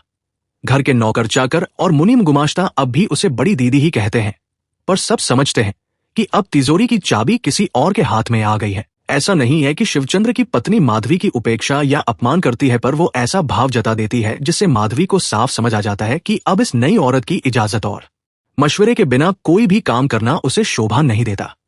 पहले पिता का दौर था और अब भाई का दौर है। जाहिर है कि थोड़ा फर्क तो आ ही गया है। पहले लाड प्यार था और अधिकार था, अब प्यार तो है पर अधिकार नहीं रहा। पिता के लाड में वो सब कुछ थी, पर अब रिश्तेदारों की कतार में आ गई है। अब अगर कोई ये कहे कि मैं शिवचंद्र या उसकी पत्नी को दोष दे रहा हूं या सीधे ना कहकर घुमा फिराकर बुराई कर रहा हूं तो उन्होंने मुझे गलत समझा है। संसार का जो नियम है और जो रीत आज तक चली आई है, मैंने बस उसी का जिक्र किया है। माधवी की तो जैसे किस्मत ही फूटी है कि उसकी अपनी कहने लायक कोई जगह नहीं है, पर इसलिए भला दूसरा अपना हक क्यों छोड़ेगा। पति की चीज पर पत्नी का हक होता है, ये बात कौन नहीं जानता। क्या शिवचंद्र की पत्नी सिर्फ इतनी सी बात नहीं समझेगी? शिवचंद्र भले ही माधवी का भाई हो, पर वो पत्नी की कौन है? दूसरों के लिए वो अपना अधिकार क्यों छोड़ दे? माधवी सब समझती है। बहू जब छोटी थी तब ब्रजबाबू जिंदा थे और तब माधवी की नजर में प्रमीला और उसमें कोई फर्क नहीं था, पर अब बातों में अंतर आ गया है। वो बचपन से ही स्वाभिमानी है, इसलिए सबसे नीचे दबकर रह जाती है। कड़वी बातें सहने की ताकत उसमें नहीं है, इसलिए वो उन्हें सहती नहीं। जहां उसका जोर नहीं है वहां सिर उठाकर खड़ा होने में उसे शर्म आती है। मन में दुख हो तो चुपचाप सह लेती है और शिवचंद्र से कुछ नहीं कहती। स्नेह की दुहाई देना उसकी आदत के बाहर है, इसलिए आत्मीयता का वास्ता देकर अधिकार जताने में उसके पूरे शरीर और मन में धिक्कार भराता है। एक मामूली औरत की तरह झगड़े फसाद से उसे कितनी नफरत है ये बस वही जानती है। एक दिन उसने शिवचंद्र को बुलाकर कहा, भैया मैं ससुराल जाऊंगी। शिवचंद्र हैरान रह गया, ये क्या बात हुई माधवी? वहां तो कोई है ही नहीं। माधवी ने अपने दिवंगत पति को याद करते हुए कहा, छोटा भांजा काशी में ननद के पास है, उसे लेकर मैं गोलागांव में आराम से रहूंगी। पावना जिले के गोलागांव में माधवी का ससुराल है। शिवचंद्र हल्का सा मुस्कुराया और बोला, ऐसा कैसे हो सकता है? वहां तुम्हें बहुत कष्ट होगा। क्यों कष्ट होगा भैया? घर अभी गिरा नहीं है, 2-4 बीघा जमीन जायदाद भी है का या एक विधवा का उसमें गुजारा नहीं होगा। गुजारे की बात नहीं है, पैसों की फिक्र नहीं है, पर तुम्हें वहां बहुत तकलीफ होगी माधवी। तकलीफ कुछ भी नहीं है। शिवचंद्र ने कुछ सोचकर कहा, क्यों जाओगी बहन? मुझे सब खुलकर बता, मैं सब ठीक कर देता हूं। इससे पहले शिवचंद्र ने शायद अपनी पत्नी से बहन के खिलाफ कुछ सुना होगा। मुमकिन है उसे वही बात याद आई हो। शर्म के मारे माधवी का पूरा चेहरा लाल हो गया। वो बोली, भैया, क्या तुम्हें लगता है कि मैं झगड़ा करके तुम्हारे घर से जाऊंगी? शिवचंद्र बहुत शर्मिंदा हुआ। जल्दी से बोला, नहीं नहीं, वैसी बात नहीं है। मैं वो नहीं कह रहा, पर यह घर हमेशा तुम्हारा है, फिर आज क्यों चले जाना चाहती हो? एक साथ दोनों को ही उस ममतामयी पिता की याद आ गई। दोनों की आंखों में आंसू छलक आए। आंखें पोंछकर माधवी बोली, फिर आऊंगी। तुम्हारे बेटे का जब जनेऊ होगा तब बुला लेना। अब जाती हूं। उसमें तो अभी 8-10 साल की देर है। अगर जिंदा रही तो जरूर आऊंगी। माधवी किसी भी तरह यहां रुकने के लिए तैयार नहीं हुई और जाने की तैयारी करने लगी। नई बहू को सारा घर संसार समझा दिया और नौकर चाकर को बुलाकर आशीर्वाद दिया। आखिरी दिन शिवचंद्र आंखों में आंसू भरकर बहन के पास आया और बोला, माधवी, तेरे भाई ने कभी तुझसे कुछ कहा तो नहीं? माधवी हंसी और बोली, ये कैसी बात कर रहे हो भैया? नहीं, अगर किसी मनहूस घड़ी में या अनजाने में मुंह से कुछ निकल गया हो। नहीं भैया, ऐसा कुछ भी नहीं है। सच कह रही हो? सच? तो फिर जा। तुझे अपने घर जाने से अब और नहीं रोकूंगा। जहां तुझे अच्छा लगे वहीं रह, पर हमेशा खबर देना मत भूलना। पहले माधवी काशी गई और वहां से अपने भांजे को साथ लिया। फिर उसका हाथ पकड़कर गोलागांव आई और इस तरह पूरे 7 साल बाद उसने अपने ससुराल की चौखट पर कदम रखा। तब गोलागांव के चाटुर्या महाशय पर बड़ी आफत आ पड़ी। वे और योगेंद्र के पिता दोनों पक्के दोस्त थे। इसीलिए मरते वक्त योगेंद्र की जो कुछ बीघा जमीन जायदाद थी, वे उसे चाटुर्या के हाथों में ही सौंप गए थे। योगेंद्रनाथ जब तक जिंदा थे तब तक चाटुर्या ही सब देखरेख करते थे और योगेंद्र कभी उन बातों की खबर भी नहीं लेता था। ससुर के पास बहुत पैसा था, इसलिए पिता की दी हुई ये मामूली सी जायदाद उसकी फिक्र के बाहर थी। उसके मरने के बाद चाटुर्या महाशय बड़े हक के साथ और बिना किसी रोक-टोक के उस सब का भोग कर रहे थे। अब विधवा माधवी ने इतने सालों बाद लौटकर उनके उस सुव्यवस्थित और सजेज जाए संसार में खलबली मचा दी। इसलिए चाटुर्या महाशय को यह बहुत बड़ा अन्याय लगा और वे साफ समझ गए कि माधवी ने जलन के मारे ही ऐसा किया है। वे बहुत चिढ़कर आए और बोले कि बहू, तुम्हारी जो 2 बीघा जमीन है उसका 10 साल का लगान और ब्याज मिलाकर 100 रुपया बकाया है। अगर वो नहीं दिया तो जमीन नीलाम होने की कगार पर है। माधवी ने भांजे संतोष कुमार के जरिए कहलवाया कि पैसों की चिंता ना करें और तुरंत 100 रुपए बाहर भिजवा दिए। जाहिर है कि यह पैसा चाटुर्या महाशय के किसी और काम आ गया। पर माधवी इतनी आसानी से हार मानने वाली नहीं थी। उसने संतोष को भेजकर पूछा कि सिर्फ 2 बीघा जमीन के भरोसे उसके दिवंगत ससुर का गुजारा तो नहीं चलता होगा, तो बाकी जो जमीन जायदाद है वो कहाँ है और किसके पास है? चाटुर्या महाशय बुरी तरह भड़क गए और खुद आकर बोले कि वो सब तो बिक चुका है और कुछ बंधक पड़ा है। इन 8-10 सालों से अगर जमींदार का लगान नहीं दिया तो जमीन जायदाद भला कैसे बच सकती है? माधवी बोली कि क्या जमीन से इतनी भी कमाई नहीं होती थी कि ये कुछ रुपए लगान के ना भरे जा सके? और अगर वाकई उसे बेच दिया गया है तो वो किसने बेची है और अब किसके पास है? खबर मिलने पर उसे छुड़ाने की कोशिश की जा सकती है। और कागजात कहाँ है? चाटुर्या महाशय ने कुछ जवाब तो दिया, पर माधवी उसे समझ नहीं पाई। ब्राह्मण देवता बुदबुदाते हुए न जाने क्या क्या बड़बड़ाए। फिर छाता सिर पर रखकर और दुपट्टा कमर में लपेटकर और एक धोती गमछे में बांधकर जमींदार बाबू की कचहरी लालटागांव की तरफ रवाना हो गए। इस लालटागांव में सुरेंद्रनाथ का घर था और मैनेजर मथुर बाबू की कचहरी थी। ब्राह्मण देवता 8-10 कोस पैदल चलकर सीधे मथुर बाबू के पास पहुंचे और रोने लगे कि दुहाई है बाबू, गरीब ब्राह्मण को शायद अब सड़कों पर भीख मांगकर खाना पड़ेगा। मथुर बाबू के पास ऐसे लोग अक्सर आते रहते थे। उन्होंने मुंह फेर कर पूछा कि हुआ क्या है? बाबू, रक्षा करो, क्या हुआ है तुम्हें? विधु चाटुर्या ने तब माधवी से मिले 100 रुपए दक्षिणा के रूप में उनके हाथ में थमा दिए और बोले कि आप धर्म के अवतार हैं, आप रक्षा नहीं करेंगे तो मेरा सब कुछ लुट जाएगा। अच्छा, खुलकर बताओ। गोलागांव के रामतनु सान्याल की विधवा बहू न जाने कहां से इतने सालों बाद लौट आई है और मेरा सब कुछ हड़पना चाहती है। मथुर बाबू हंसे। वो तुम्हारा सब कुछ हड़पना चाहती है या तुम उसका सब कुछ हड़पना चाहते हो? कौन सी बात सही है? ब्राह्मण ने तब हाथ में जनेऊ लपेटकर मैनेजर का हाथ पकड़ लिया। मैं जो इन 10 सालों से सरकार का लगान भरता आ रहा हूं, जमीन का सुख ले रहे हो तो लगान नहीं दोगे क्या? दुहाई है आपकी। मैनेजर बाबू सारा मामला समझ गए। विधवा को ठगना चाहते हो ना? ब्राह्मण चुपचाप ताकता रहा। कितनी बीघा जमीन है? 25 बीघा। मथुर बाबू ने हिसाब लगाया और बोले कि कम से कम 3000 की है। जमींदार की कचहरी में क्या नजराना दोगे? जो हुक्म होगा वही। 300 रुपए देकर 3000 की जमीन लोगे? मेरे बस का कुछ नहीं है। ब्राह्मण ने सूखी आंखों से आंसू निकालने की कोशिश की और पूछा कि कितने रुपए का हुक्म है? क्या 1000 दे पाओगे? उसके बाद काफी देर तक दोनों के बीच गुप्त मशवरा हुआ। नतीजा ये निकला कि योगेंद्रनाथ की विधवा के खिलाफ लगान के बकाया और 10 साल के ब्याज के नाम पर 1,500 रुपए का मुकदमा दायर हो गया। सम्मन जारी हुआ पर माधवी के पास नहीं पहुंचा। उसके बाद एक तरफा फैसला हो गया और 1.5 महीने बाद माधवी को खबर मिली कि लगान न भरने की वजह से जमींदार सरकार की तरफ से उसके घर समेत नीलामी का इश्तिहार जारी हो गया है और उसकी सारी संपत्ति कुर्क कर ली गई है। माधवी ने एक पड़ोसन को बुलाकर पूछा कि क्या तुम्हारा ये देश डाकुओं का इलाका है? क्यों कह रही हो ऐसा? नहीं तो और क्या है? एक ठग मेरा सब कुछ छीनना चाहता है और तुम लोग देख रहे हो। उसने कहा कि हम और क्या कर सकते हैं? जमींदार अगर नीलाम करे तो हम गरीब लोग उसमें क्या कर पाएंगे? वो तो ठीक है, पर मेरा घर नीलाम होगा और मुझे खबर तक नहीं। कैसा है तुम्हारा जमींदार? पड़ोसन ने तब पूरी दास्तान सुनाई कि ऐसा जालिम और अत्याचारी जमींदार इस देश में किसी ने पहले कभी नहीं देखा। उसने और भी न जाने क्या क्या कहा। अब तक जो कुछ उसने लोगों से सुना था वो सब एक एक करके कह दिया। माधवी ने डरते डरते पूछा कि क्या जमींदार बाबू से खुद मिलकर बात नहीं की जा सकती? भांजे संतोष कुमार के लिए माधवी ये करने को भी तैयार थी। पड़ोसन तब कुछ कह नहीं पाई पर वादा कर गई कि कल अपने भांजे से सब ठीक से पूछ कर आकर बताएगी। उसका भांजा 2-3 बार लाल टागाव गया था और जमींदार सरकार की बहुत सी बातें जानता था। यहां तक कि उसने उस दिन बंगले में एलोकेशी वाली बात भी सुन ली थी। फिर जब मौसी ने जमींदार बाबू से रामतनु बाबू की विधवा बहू की मुलाकात के बारे में पूछा तो उसने अपना मुंह जितना हो सके उतना गंभीर किया और पूछा कि इस विधवा बहू की उम्र कितनी है? मौसी बोली कि 20-21 की होगी। उसने सिर हिलाकर पूछा कि दिखने में कैसी है? मौसी बोली कि परी जैसी है। तब उसने मुंह बनाकर कहा कि मुलाकात करने से काम तो बन सकता है, पर मैं तो कहता हूं कि वो आज रात ही नाव किराया करके अपने मायके भाग जाए। क्यों रे? अभी तो कह रही हो कि वो दिखने में परी जैसी है, तो क्या हुआ? बस यही सब कुछ है। अगर दिखने में परी जैसी है तो जमींदार सुरेंद्र राय के पास कोई बचाव नहीं है। मौसी ने गाल पर हाथ रखा। क्या कहता है? ऐसा है क्या? भांजा हल्का सा मुस्कुराया और बोला कि हाँ, ऐसा ही है। पूरा देश ये बात जानता है। तब तो मुलाकात करना ठीक नहीं है। बिल्कुल नहीं, पर यह जमीन जायदाद तो सब चली जाएगी। चाटुर्य महाशय जब इसमें शामिल हैं तो जायदाद की अब कोई उम्मीद नहीं बची है। ऊपर से एक शरीफ घर की बहू का क्या धर्म भी चला जाएगा। अगले दिन पड़ोसन ने माधवी को सारी बातें बता दी। सुनकर वो सन्न रह गई। जमींदार सुरेंद्र राय के बारे में वो पूरे दिन सोचती रही। माधवी ने सोचा, सुरेंद्र राय नाम बहुत जाना पहचाना है, पर यह इंसान वैसा तो नहीं लग रहा।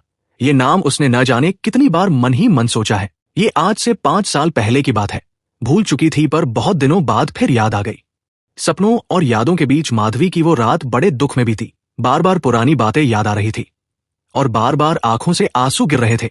संतोष कुमार ने उसका चेहरा देखकर डरते डरते कहा, मामी जी, मैं माँ के पास जाऊंगा। माधवी खुद भी कई बार यही सोच रही थी, क्योंकि यहाँ का बसेरा जब उजड़ चुका है तो काशी जाने के अलावा और कोई रास्ता नहीं है। संतोष के लिए उसने जमींदार से मिलने की सोची थी, पर वो अब नहीं हो सका। अड़ोस पड़ोस के लोग मना कर रहे हैं। इसके अलावा अब जहां भी वो जाए एक नई चिंता और एक नई मुसीबत खड़ी हो गई है, और वो है इस रूप और जवानी की चर्चा। माधवी ने सोचा, किस्मत ही खराब है। क्या ये बलाएं अब भी इस शरीर से चिपकी हुई है? आज 7 साल हो गए पर उसे ये सब याद नहीं आया और याद दिलाने वाला भी कोई नहीं था। पति के मरने के बाद जब वो मायके लौटी तो सबने उसे पुकारा बड़ी दीदी, और सबने कहा माँ। इन सम्मान भरे रिश्तों ने उसके मन को और भी बूढ़ा और गंभीर कर दिया था। भाड़ में जाए ये रूप और जवानी, जहां उसे बड़ी दीदी का काम करना पड़ता था और माँ जैसा स्नेह और जतन लुटाना पड़ता था। वहां क्या ये सब बातें याद रहती हैं? याद नहीं थी, पर अब याद दिला दी गई हैं तो फिक्र भी शुरू हो गई है। खासकर इस जवानी का जिक्र शर्म से एक फीकी हंसी हंसकर उसने सोचा कि यहाँ के लोग क्या अंधे हैं या जानवर? पर माधवी गलत थी, क्योंकि हर किसी का मन उसकी तरह 21-22 साल की उम्र में बूढ़ा नहीं हो जाता। इसके 3 दिन बाद जब जमींदार का प्यादा उसके दरवाजे पर आकर जम गया और शोर मचाकर पूरे गांव को बताने लगा कि सुरेंद्र राय ने एक और नया कारनामा किया है, तब माधवी संतोष का हाथ पकड़कर और नौकरानी को आगे करके नाव पर जाकर बैठ गई। घर के पास ही नदी थी और उसने मल्ला से कह दिया कि सोमरापुर जाना है। एक बार प्रमीला को देख कर जाना होगा। गोला गांव से 15 कोस दूर सोमरापुर में प्रमीला की शादी हुई थी। 1 साल से वो अपनी ससुराल में है। वो शायद फिर कोलकाता चली जाएगी, पर तब माधवी कहाँ होगी, इसीलिए एक बार मिलना जरूरी था। सुबह सूरज उगने के साथ ही मल्लाहों ने नाव खोल दी। बहाव के साथ नाव बहने लगी, पर हवा साथ नहीं दे रही थी, इसलिए बहुत धीमी रफ्तार से वो छोटी नाव बांस के झुरमुटों के बीच से और झाड़ियों के कांटों से बचती हुई धीरे धीरे चली। संतोष कुमार की खुशी का ठिकाना नहीं था। वो नाव के छप्पर से हाथ बाहर निकालकर पेड़ों की पत्तियां और टहनियां तोड़ने की कोशिश करने लगा। मल्लाहों ने कहा कि अगर हवा नहीं रुकी तो कल दोपहर तक नाव सोमरापुर नहीं पहुंच पाएगी। आज माधवी का एकादशी का व्रत है, पर संतोष कुमार के लिए कहीं नाव बांधकर खाना पकाकर उसे खिलाना होगा। मल्लाह बोला कि दिनतेपाड़ा के बाजार में नाव बांधना ठीक रहेगा, क्योंकि वहां सब सामान मिल जाएगा। नौकरानी बोली कि वही करो भाई, ताकि 10-11 बजे तक बच्चे को खाना मिल जाए। कार्तिक का महीना बीतने को है, हल्की ठंड पड़ने लगी है। सुरेंद्रनाथ के ऊपर वाले कमरे में खिड़की से सुबह की सुनहरी धूप आ रही है, जो बहुत सुहावनी लग रही है। खिड़की के पास मेज के एक तरफ सुरेंद्रनाथ बहुत सी बंधी हुई कॉपियां और कागजात लेकर बैठे थे। लगान की वसूली और बाकी बकाया और हिसाब किताब और मुकदमों के दस्तावेज वे एक एक करके पलटकर देख रहे थे। ये सब देखना सुनना अब जरूरी भी हो गया था, और इसके बिना समय भी नहीं कटता था। शांति के साथ इस बात के लिए उन्हें काफी झगड़ा करना पड़ा था।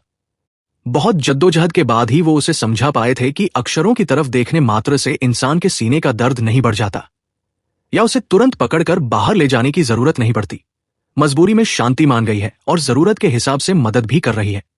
आजकल पति पर उसका पूरा अधिकार है और उसकी एक भी बात टाली नहीं जाती। वैसे कभी टाली भी नहीं गई थी।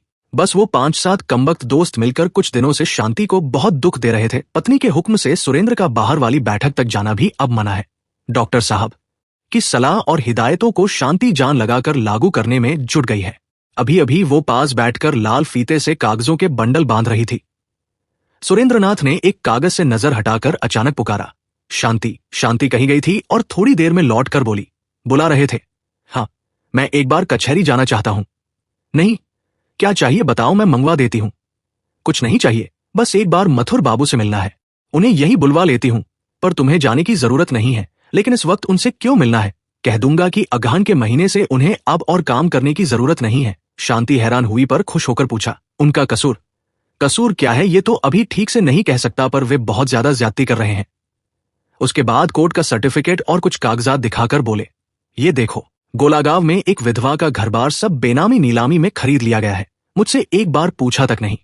शांति को दुख हुआ और वो बोली, बेचारी विधवा, ये काम तो खैर अच्छा नहीं हुआ, पर नीलामी हुई क्यों? 10 साल का लगान बाकी था, ब्याज समेत 1,500 रुपए का मुकदमा हुआ था। रुपयों की बात सुनकर शांति मथुरनाथ के प्रति थोड़ी नरम पड़ गई। हल्की मुस्कान के साथ बोली, तो इसमें मैनेजर बाबू का क्या दोष? इतने रुपए वे कैसे छोड़ देते? सुरेंद्रनाथ अनमना होकर सोचने लगा। शांति ने पूछा, क्या इतने रुपए छोड़ दोगे? नहीं छोड़ूंगा तो क्या एक बेसहारा विधवा को बेघर कर दूंगा? तुम क्या सलाह देती हो? बात में जितनी चुभन थी वो सब शांति को महसूस हुई। शर्मिंदा होकर उसने दुखी मन से कहा, नहीं, बेघर करने को नहीं कहती, और तुम्हारे रुपए तुम दान करोगे तो मैं उसमें रुकावट क्यों डालूंगी? सुरेंद्र हंसकर बोले, वैसी बात नहीं है शांति, क्या मेरे रुपए तुम्हारे नहीं है? पर यह बताओ कि जब मैं नहीं रहूंगा तब तुम ये कैसी बात कर रहे हो?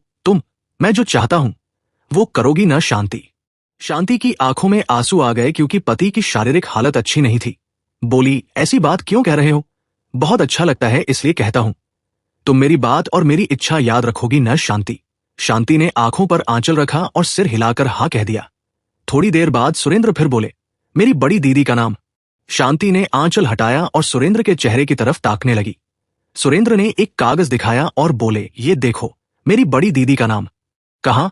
ये देखो, माधवी देवी, जिनका घर नीलाम हुआ है। एक पल में शांति बहुत कुछ समझ गई। बोली, तो क्या इसीलिए सब कुछ वापस करना चाहते हो? सुरेंद्र ने हल्की मुस्कान के साथ जवाब दिया, अगर वही हुई तो पक्का वापस कर दूंगा, सब कुछ, बिल्कुल सब। माधवी की बात सुनकर शांति को थोड़ा दुख हुआ, भीतर शायद जलन का भाव था। बोली, वे शायद तुम्हारी बड़ी दीदी न हो, बस माधवी नाम है। सिर्फ नाम की वजह से इतना सब? बड़ी दीदी के नाम का थोड़ा सम्मान नहीं करूंगा क्या? पता नहीं चलेगा, पर क्या मैं असम्मान कर सकता हूं? नाम तो ऐसे कितने ही लोगों के होते हैं, पर क्या तुम दुर्गा नाम लिखकर उस पर पैर रख सकती हो? छी, ये कैसी बात है? ठाकुर देवता का नाम लेकर सुरेंद्रनाथ हंस पड़े। अच्छा, ठाकुर देवता का नाम नहीं लेता, पर मैं तुम्हें 5,000 रुपए दे सकता हूं, अगर तुम एक काम कर सको। शांति खुश होकर बोली, क्या काम? दीवार पर सुरेंद्रनाथ की एक तस्वीर टंगी थी, उसकी तरफ इशारा करके बोले, अगर इस तस्वीर को क्या 4 ब्राह्मणों से कहकर नदी किनारे जलवा सको, जैसे पास ही बिजली गिरी हो और इंसान का सारा खून पल भर में सूख जाए, चेहरा सांप के डसे मरीज जैसा नीला पड़ जाए। शांति की वैसी ही हालत हो गई। फिर धीरे धीरे चेहरे और आंखों में लाली लौटी। फिर करुण नजरों से पति का मुंह ताकते हुए वो खामोशी से नीचे चली गई। पुरोहित को बुलवाकर उसने शांति पाठ का इंतजाम किया और आधा राजपाट दान करने की मन्नत मांगकर मन ही मन कसम खाई कि ये बड़ी दीदी जो भी हो, अब उनके बारे में वो कोई बात नहीं करेगी। फिर कमरे का दरवाजा बंद करके वो बहुत देर तक रोती रही। अपनी जिंदगी में इतनी कड़वी बात उसने पहले कभी नहीं सुनी थी। सुरेंद्रनाथ भी कुछ देर चुपचाप बैठे रहे, फिर बाहर चले गए। कचहरी में मथुर बाबू से मुलाकात हुई। पहले पूछा कि गोलागांव में किसकी संपत्ति नीलाम हुई है। स्वर्गवासी रामतनु सान्याल की विधवा बहू की। क्यों? 10 साल का लगान बाकी था। लाओ खाता दिखाओ। मथुरनाथ पहले तो हक्का बक्का रह गया, फिर बोला खाता भी अभी पावना से नहीं लाई गई है, लाने के लिए आदमी भेजो। उस विधवा के रहने की जगह तक नहीं छोड़ी तुमने, शायद नहीं बची है। तो वो कहाँ रहेगी? मथुरनाथ ने हिम्मत जुटाकर कहा, अब तक जहां थी शायद वही रहेगी। अब तक कहाँ थी? कोलकाता में, अपने पिता के घर। पिता का नाम क्या है जानते हो? जानता हूं, ब्रजराज लाहिड़ी। विधवा का नाम माधवी देवी। सिर झुकाकर सुरेंद्रनाथ वहीं बैठ गए। मथुरनाथ ये सब देखकर घबरा गया और पूछा, क्या हुआ? सुरेंद्रनाथ ने कोई जवाब नहीं दिया और एक नौकर को पुकार कर कहा, एक अच्छा घोड़ा लाओ और जीन कसने को कहो। मैं अभी गोलागांव जाऊंगा। यहां से गोलागांव कितनी दूर है जानते हो? करीब 10 कोस।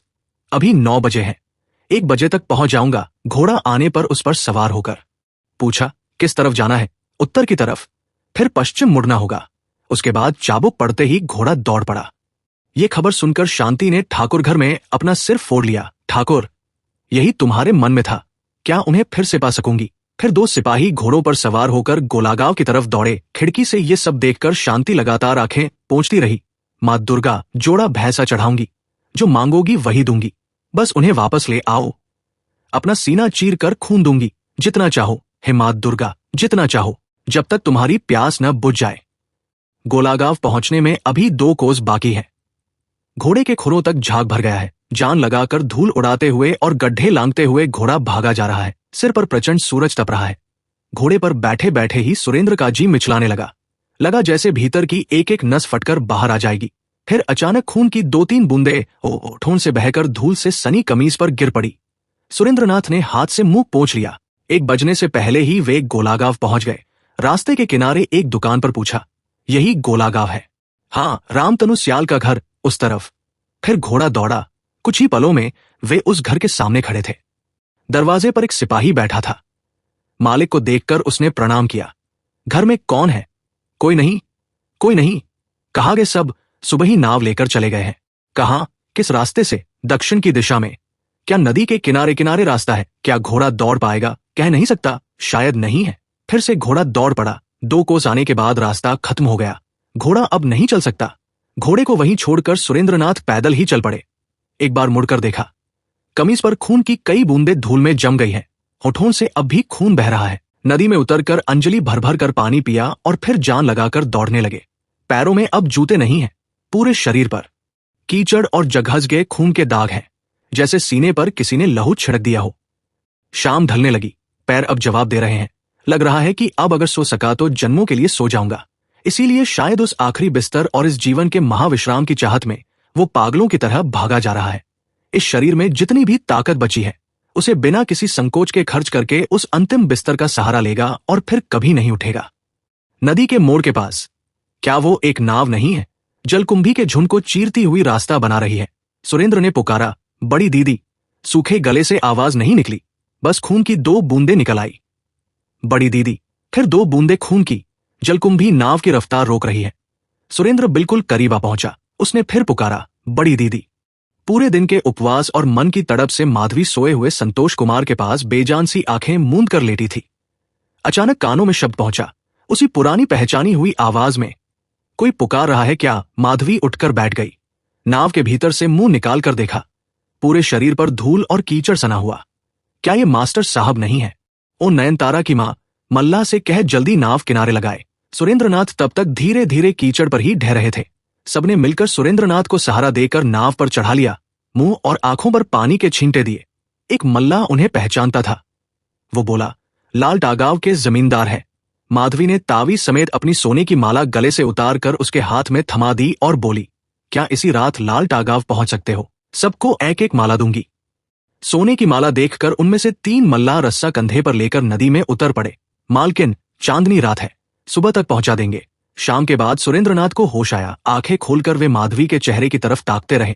माधवी के मुंह पर अब घूंघट नहीं था, बस माथे का थोड़ा सा हिस्सा आंचल से ढका था। सुरेंद्र का सिर अपनी गोद में लिए माधवी बैठी थी। कुछ देर देखते रहने के बाद सुरेंद्र बोले, तुम बड़ी दीदी हो।